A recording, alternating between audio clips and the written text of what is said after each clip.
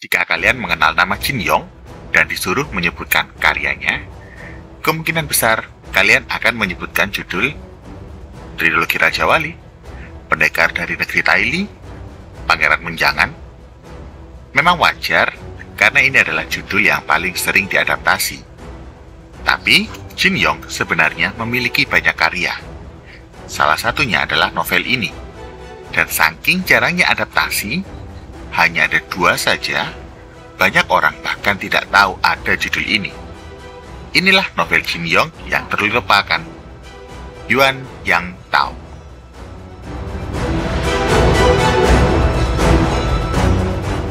Yuan Yang Tao, Mandarin Duck Blitz, atau juga dikenal sebagai Blade Dance of the Two Lovers, adalah wuxia novel oleh Jin Yong.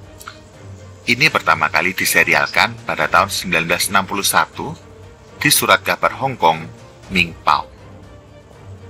Plot ceritanya berlatar di Cina selama dinasti Qing.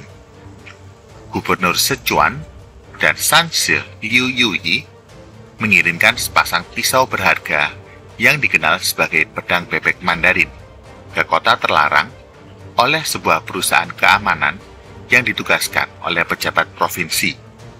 Ketuanya, Zhou Weixin. Bilahnya sangat didambakan oleh banyak pendekar di Jianghu, karena dikabarkan menyimpan rahasia tak terkalahkan.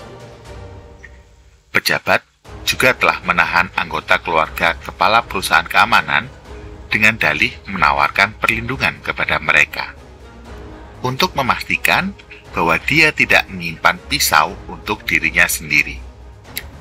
Di tengah berbagai upaya oleh berbagai pihak untuk mencegat konvoi dan merebut bilah, akhirnya melalui kebetulan, senjata berakhir di tangan 2 pasangan, Yuan Huanan dan Xiao Zhonghui, serta Lin Yuilong dan Ren Feiyan. Mereka dikalahkan oleh Zhuo Tianxiong, seorang penjaga kekaisaran yang sangat terampil yang menyamar sebagai orang buta dan bersembunyi dalam konvoi untuk melindungi bilahnya.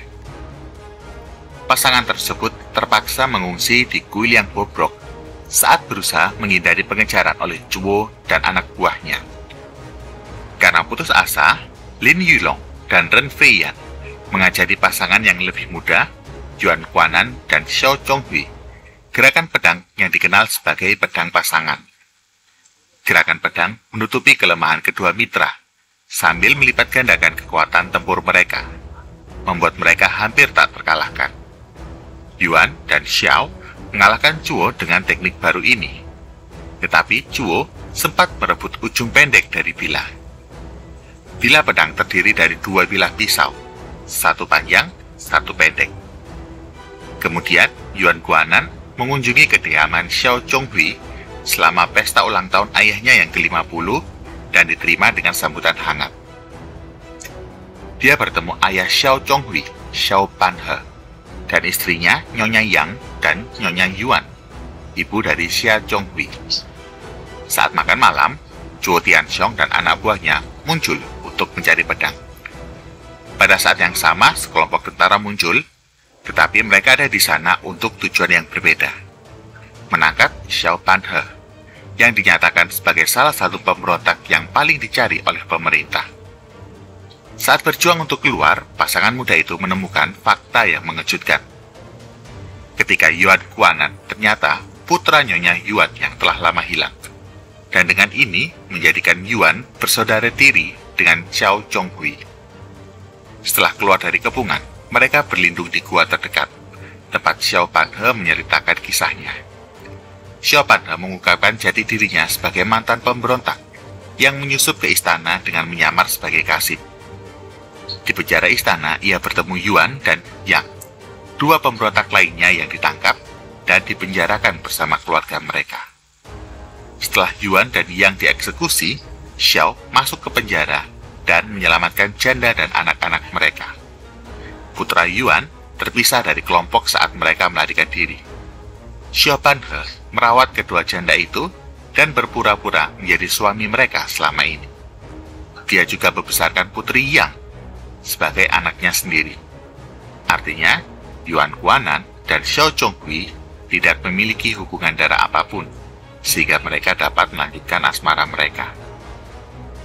Zhuo Tianxiong secara kebetulan ditangkap oleh 4 pahlawan Taiyue, 4 pendekar komikal yang beruntung dan tidak terlalu terampil, dan mengembalikan Dang Dao kepada Yuan Guanan dan Xiao Zhonghui.